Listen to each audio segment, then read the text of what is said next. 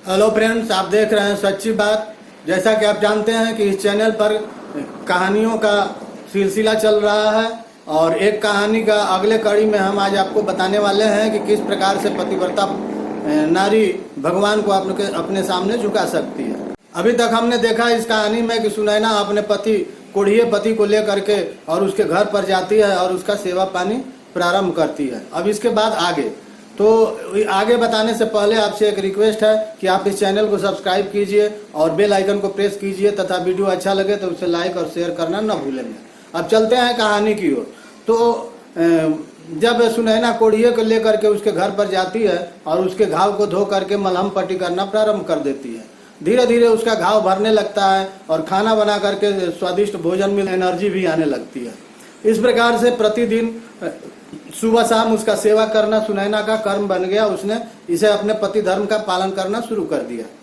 अब क्या होता है कि धीरे धीरे जब घाव भरता है और भोजन मिलता है तो उसके शक्ति में जो उसकी काम वासना जागृत होने लगती है। इसी बीच में एक वेश्या जो है उसके दरवाजे के सामने से गुजरती है और वेश्या को देख करके उसका मन जो है उस वेश्या पर आ जाता है और वो चाहता है कि उस वेश्या के साथ शारीरिक संपर्क बनाए।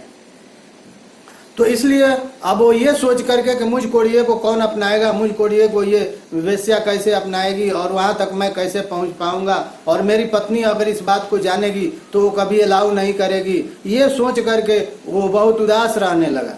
उसे उदास देख करके सुनैना ने पूछा कि हे पति महादेव, आप बताइए कि आपको कौन सा कष्ट हो रहा है, आप क्यों इतना उदास हैं, आपको किस बात की कमी हो रही है, मुझसे कोई भूल हो रही है तो बताइए, आप उसको मैं पूरा करूंगी। कोढ़िए ने जवाब को टालते टालते कुछ दिनों तक ले गया। उसके बाद एक दिन कोढ़िए से बहुत सुनैना द्वारा जिद करके पूछने लगी तो उसने बताया कि अमुक वेश्या पर मेरा दिल आ गया है, मैं उसके साथ शारीरिक संपर्क बनाने के लिए उतावले हूँ, मैं चाहता हूँ कि उसके साथ शारीरिक संपर्क बनाऊं। तो उसने बोला कि ये मैं प्रयास करूंगी पति महोदय कि आपको वहां तक पहुंचा सकूं।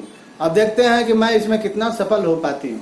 तो कोढ़िए की जो पत्नी सुनैना थी वो प्रतिदिन सुबह में 3 बजे 2 बजे उसके घर जा करके उसका सारा बर्तन मलती थी वेश्या की, और उसका घर वगैरह सारा साफ करके लीप पोत करके और चली आती थी। प्रतिदिन का इसका वही रूटीन हो गया। वो करती यही थी कि उसके वेश्या के घर जाती थी, बर्तन मलती थी, घर द्वार सब लिप पोत करके और अपने घर आ जाती थी। पता भी नहीं चलता था, कोई देखता भी नहीं था।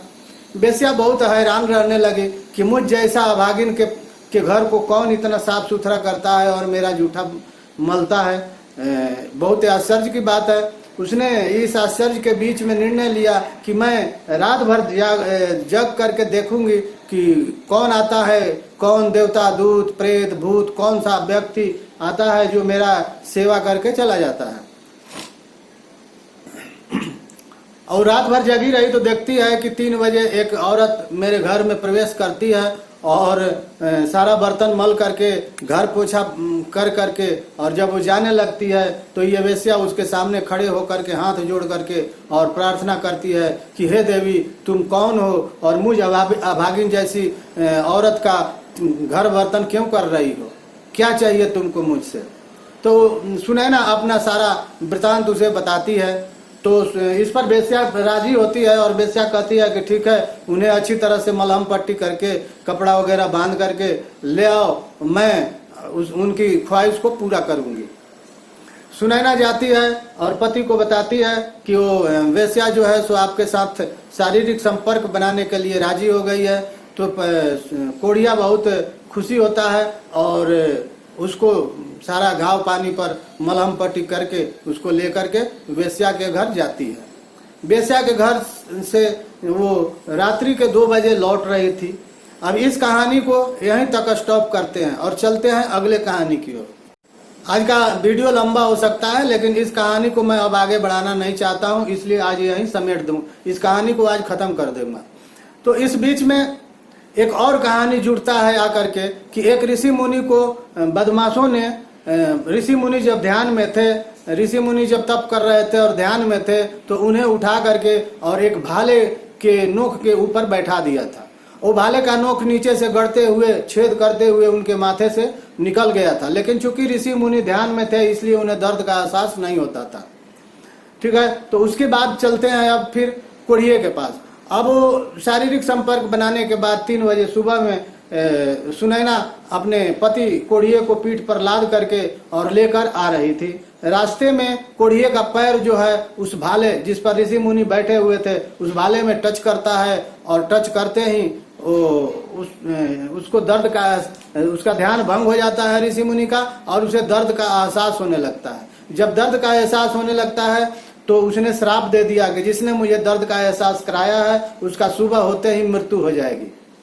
यह सुन करके सुनैना बहुत ही बेचैन हो उठी और उसने भी प्रण कर लिया और जल लेकर के हाथों में और बोली कि हे प्रभु, अगर मैं पति की सेवा मन कर्म वचन से की होगी तो सुबह होगा ही नहीं, सूर्योदय नहीं होगा।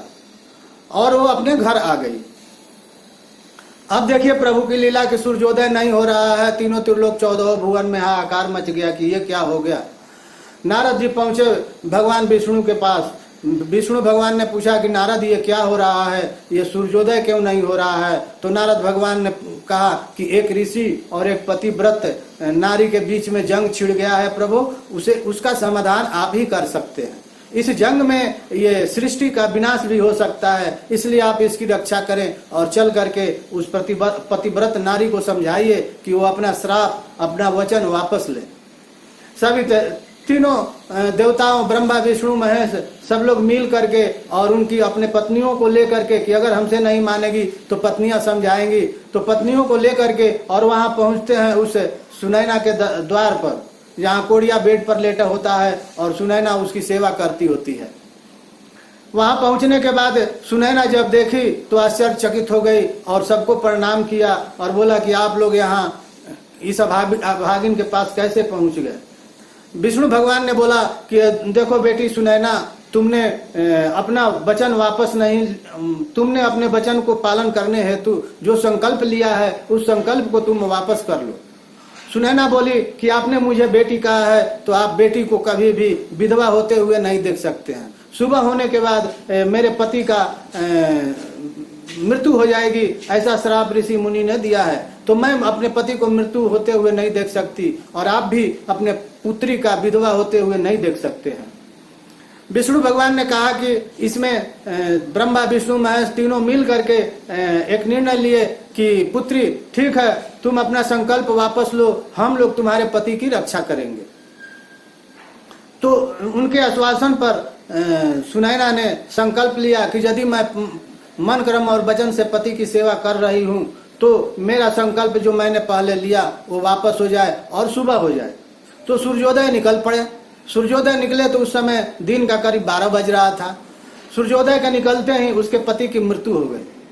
अब ब्रह्मा विष्णु महेश तीनों मिल करके उसके पति को उठा करके जलाए। जलाने के बाद उस राख से एक राजकुमार की उत्पत्ति हुई और उस राजकुमार की उत्पत्ति के बाद सुनैना को सौंप दिया गया कि अब यही तुम्हारा पति है, यही तुम्हारा कोढ़िया पति है जिसका सारा काया कल्प हो गया है। अब इसे लेकर के तुम आराम से अपना जीवन बिताओ और ऐश मौज करो। हम लोगों का यही तुम्हारा आशीर्वाद है कि तुम जितना दिन जिंदा रहो तुम हमेशा सुहागिन बनी रहोगी और हमेशा सुख शांति से रहोगी और हमेशा आनंदित रहोगी और जो चाहोगी वो तुम्हारा पूरा होते रहेगा। इसी के साथ इस कहानी का अंत होता है। मैं उम्मीद करता हूँ कि यह कहानी आपको बहुत अच्छी लगी होगी और ब्रह्मा विष्णु महेश अपने पत्नियों के साथ अपने अपने धाम को लौट गए। यहीं पर इस कहानी का अंत हुआ। अब आप लोगों को वीडियो देखने के लिए बहुत बहुत धन्यवाद। जय हिंद, जय भारत।